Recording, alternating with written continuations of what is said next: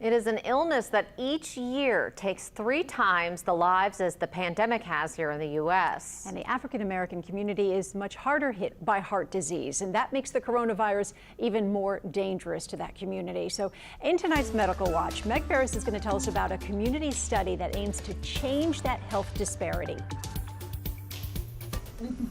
The lives taken by the pandemic put a spotlight on a health disparity in the African American community. We recognize higher hypertension, more heart failure, more stroke, more chronic kidney disease. But here's the big question: what can we do about it? So doctors at Tulane are doing something by going straight to the African American churches. They are very excited about the project and the opportunity that someone is reaching out to them. 42 churches in New Orleans and Bogalusa will be part of the CHERISH study. More than 1,000 members 40 and older will be followed for 18 months. This is life-changing, don't you think?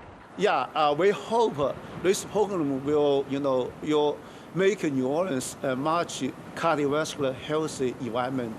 Lifestyle is the main driver of heart disease, so new ways to prepare food, quitting smoking, exercising, taking medication will be part of the member-to-member education and support.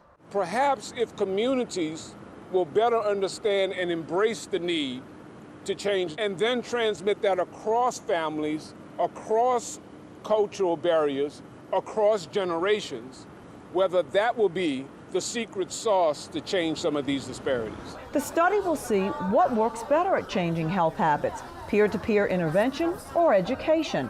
A 15-minute doctor visit now and then is not enough. Dr. Payne, heart disease is the #1 killer, but during a pandemic year, is this even more important to sign up people in your churches?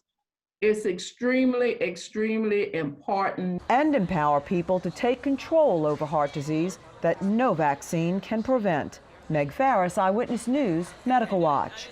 Churches that want to find out more about the study can call 504-988-5432.